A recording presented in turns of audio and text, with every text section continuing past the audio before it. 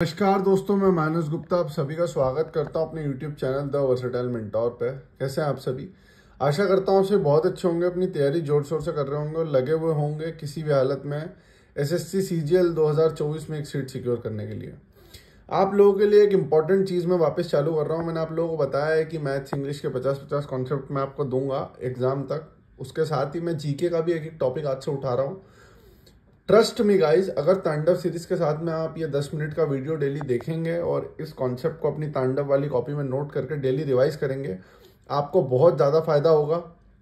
Polity के अपन जैसे topics उठा लेंगे। आज मैं फाइनेंस कमीशन आप लोगों को पढ़ा रहा हूँ। ऐसे हम एक दिन नीति आयोग उठा लेंगे, एक दिन हम फंडामेंटल ड्यूटीज उठा लेंगे, एक दिन गवर्नर के बारे में उठा लेंगे। आपको इससे बहुत ज़्यादा फायदा होगा। मैं आपको कंफर्म करके बता रहा हूँ, GK में आपको इससे अच्छा तोड़ कहीं पे भी नहीं मिलेगा। तो सबसे पहले तो आप कमेंट करके बता देंगे मुझे कि हाँ भैया आप ये सीरीज कंटिन्यू रखो, पहली चीज़। दूसरी चीज़, जो भी मैं पढ़ाऊंगा उसका क्विज आपको मिलेगा मेरे टेलीग्राम चैनल पे। उसकी लिंक आपको डिस्क्रिप्शन में मिल जाएगी। आपको डेली वहाँ जाके क्विज अटेंड करना है। किसी भी हालत में उस क्विज को अटेम्प्ट करने के बाद में अपने मार्क्स बताएंगे आप, ठीक है? मैथ्स इंग्लिश के छोटे छोटे कॉन्सेप्ट हम स्टार्ट करते रहेंगे। तो आइए दोस्तों, एक चीज़ के बारे में पढ़ते हैं जिसका नाम है फाइनेंस कमीशन। क्या होता है फाइनेंस कमीशन? सबसे पहले तो फाइनेंस कमीशन एक कॉन्स्टिट्यूशनल बॉडी है। कॉन्स्टिट्यूशनल बॉडी का मतलब होता है कि इसका जिक्र कॉन्स्टिट्यूशन में है। नॉन कॉन्स्टिट्यूशनल बॉडी का मतलब होता है कि उसका जिक्र कॉन्स्टिट्यूशन में नहीं है। एक और चीज होती है स्टैट्यूटरी बॉडी और नॉन स्टैट्यूटरी बॉडी। ये आप मुझे कमेंट्स में बताएंगे कि स्टैट्यूटरी बॉडी का मतलब क्या होता है और नॉन स्टैट्यूटरी बॉडी का क्या मतलब होता है, पहली चीज। दूसरी चीज, फाइनेंस कमीशन किस कैटेगरी में आती है, स्टैट्यूटरी में आती है या नॉन स्टैट्यूटरी बॉडी में आती है? फाइनेंस कमीशन एक कॉन्स्टिट्यूशनल बॉडी है जो कि संविधान में लिखी हुई है। हमारे संविधान का कौन सा आर्टिकल है जो इसको बताता है? उसका नाम है 280, आर्टिकल नंबर 280। रिसेंट CPO में पूछा हुआ क्वेश्चन है, ठीक है? आगे प्रेसिडेंट इसको बनाते हैं या तो 5 साल के लिए या उससे कम के लिए। मिनिमम अभी तक तो 5 साल के लिए बनी है। अगर 5 साल से कम में कोई फाइनेंस कमीशन खत्म हुई है तो प्लीज आप कमेंट करके बताएंगे। ये जो मैं कमेंट करने का बोल रहा हूँ ना, ये कमेंट करना है, मैं उसको पिन करूंगा और बाकी सारे बच्चे उसको इसी के नीचे नोट करेंगे। ट्रस्ट मी, एक बार करके देखो। आप मेरे साथ बस बने रहो, तांडव सीरीज करो आप पूरी। आप ये जो मैं करा रहा हूँ ये करो, मेहनत लगेगी, लेकिन आप GK में जब लेके आओगे ना 30-35 नंबर तो बहुत खुशी होगी। तो फाइनेंस कमीशन पे वापस आ जाते हैं। प्रेसिडेंट बनाते हैं भाई साहब फाइनेंस कमीशन 5 साल या उससे कम के लिए। पहली फाइनेंस कमीशन 1951 में बनी थी, जिसके चेयरमैन थे KC नियोगी जी। ये बात ध्यान रखिएगा, ठीक है? फाइनेंस कमीशन का काम क्या होता है कि जो भी नेट प्रोसीड्स होता है टैक्स का, जो टैक्स आता है उसको सेंटर स्टेट में कैसे डिवाइड करना है या स्टेट्स के बीच में कैसे डिवाइड करना है, क्या क्या तरीके से बढ़ाया जा सकता है राजस्व, उस तरीके की सारी चीज़ें जो हैं वो फाइनेंस कमीशन अपनी रिकमेंडेशन देती है। रिकमेंडेशन का मतलब है कि सरकार के ऊपर बाध्य नहीं है ये सिर्फ अपने सुझाव देती है। सरकार के ऊपर है कि सरकार अगर चाहे तो इनके सुझाव को माने या ना माने, ठीक है?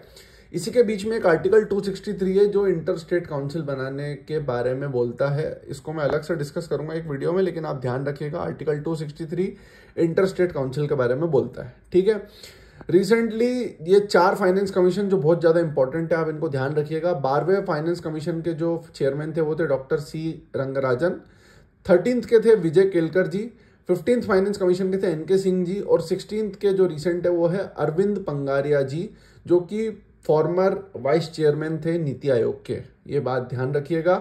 आपसे निवेदन है कि विजय केलकर जी के बारे में आप 4 इंटरेस्टिंग बातें बताएंगे और डॉक्टर C रंगराजन के बीच में 4 इंटरेस्टिंग बातें कमेंट में करके आपको बताना है, ठीक है? जैसे हमारा फाइनेंस कमीशन सेंट्रल लेवल पे बनता है, वैसे स्टेट के लेवल पे भी फाइनेंस कमीशन बनता है, जो कि बताता है आर्टिकल 243I जो आर्टिकल है उसमें गवर्नर एक स्टेट फाइनेंस कमीशन बनाने के लिए प्रपोजल करते हैं, बनाते हैं। पहला स्टेट फाइनेंस कमीशन बना था 1993 में। सेंटर का कब बना था अभी दिखाया था 1951 में। स्टेट का कब बना है 1993 में। कौन सा अमेंडमेंट के थ्रू इसको डाला गया था कॉन्स्टिट्यूशन में? 73rd अमेंडमेंट एक्ट 1992, 73वें अमेंडमेंट के थ्रू इसको संविधान में लाया गया था। 243I ये जो आर्टिकल है वो बताता है कि गवर्नर जो है वो स्टेट फाइनेंस कमीशन का गठन करेंगे। आर्टिकल 281 बताता है, मैंने अभी आपको बताया कि फाइनेंस कमीशन अपने सुझाव देती है, रिकमेंडेशन देती है। तो सरकार को देती है क्या? नहीं। किसको देती है? प्रेसिडेंट साहब को देती है। ये आर्टिकल 281 में लिखा हुआ है। बहुत ज्यादा इंपॉर्टेंट है, बहुत ज्यादा। देख लेना, आने वाले पेपरों में आपको ये मिलेगा।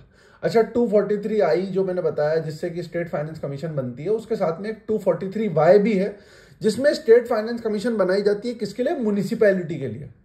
समझ रहे हो आप? अगर म्यूनिसिपैलिटी के लिए पूछा है तो 243Y आएगा, आपको दिख रहा होगा यहाँ पे 243Y आएगा। तो ये ध्यान रखिएगा, 243Y जो है ये बनाया जाता है दोस्तों स्टेट फाइनेंस कमीशन म्यूनिसिपैलिटी के लिए। अच्छा, स्टेट फाइनेंस कमीशन का भी यही काम है कि जो छोटी बॉडी उनके अंडर में आती है ना, पंचायत, नगर पंचायत, म्यूनिसिपैलिटीज, जिला परिषद, इन सब के बीच में जो टैक्स का डिस्ट्रीब्यूशन है उसके रिकमेंडेशन देना, वो अपने रिकमेंडेशन किसको देंगी? गवर्नर को देंगी। आपको पता ही है गवर्नर प्रेसिडेंट एक दूसरे के पैरेलल होते हैं अगर हम स्टेट सेंटर की बात करें रिस्पेक्टिवली, ठीक है। तो 243I में गवर्नर बनाते हैं स्टेट फाइनेंस कमीशन, और 243Y में गवर्नर स्टेट फाइनेंस कमीशन जो है वो किसके लिए काम करती है? म्यूनिसिपैलिटी के लिए, ठीक है। अच्छा, दो टाइप के टैक्सेस होते हैं भाइयों, एक डायरेक्ट टैक्स होता है, एक इनडायरेक्ट टैक्स होता है। डायरेक्ट टैक्स के अंदर जो एग्जांपल आते हैं वो आते हैं wealth tax, property tax, corporate tax, income tax. Indirect tax में आता है हमारा excise, custom, service tax, market tax, value added tax, entertainment tax. अच्छा, जीएसटी किसके अंडर आता है, डायरेक्ट या इनडायरेक्ट, ये आप कमेंट करके बताएंगे, ठीक है। 3 आर्टिकल आपको लिखे हुए दिख रहे होंगे, 155, 98 एंड 324। ये तीनों के तीनों आर्टिकल्स जो हैं इनके बारे में आप मेरे को बताएंगे कि ये तीनों आर्टिकल्स किससे रिलेटेड हैं, और उसके बारे में दो इंटरेस्टिंग बात। आपको बहुत सारा काम मैंने आज के लिए दे दिया है, आपको कमेंट करके ज़रूर बताना है। अगर आप लोग चाहते हैं कि ये सीरीज कंटिन्यू रहे तो प्लीज़ कमेंट कर दें। ज़्यादा बड़ा वीडियो बनाने के मूड में हूँ नहीं मैं, 8-9 मिनट 10 मिनट का वीडियो बनाऊंगा। अगर अच्छा प्यार मिलेगा तो धीरे धीरे वीडियो बढ़ाएंगे, लेकिन भाई पढ़ना ज़रूर है, ठीक है।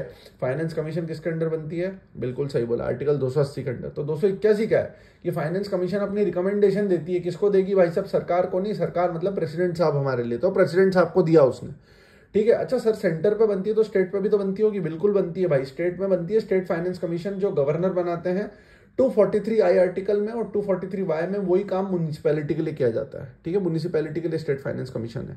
समझ में आ रही है आपको बात? सबसे पहली सेंटर फाइनेंस कमीशन कब बनी थी? 1951 में, जिसके चेयरमैन थे केसी नियोगी। सबसे पहली स्टेट फाइनेंस कमीशन कब बनी थी? 1993 में, जिसके चेयरमैन कौन है? कमेंट करके बताओ। और जो 1993 में स्टेट फाइनेंस कमीशन आई थी वो 73rd अमेंडमेंट एक्ट 1992 से आई थी। समझ में आ रही है आपको बात? तो दोस्तों ये था एक छोटा सा वीडियो आप सभी के लिए स्टेट फाइनेंस कमीशन के ऊपर। आशा करता हूँ कि आपको अच्छे से मजा आया होगा ये पढ़ने में।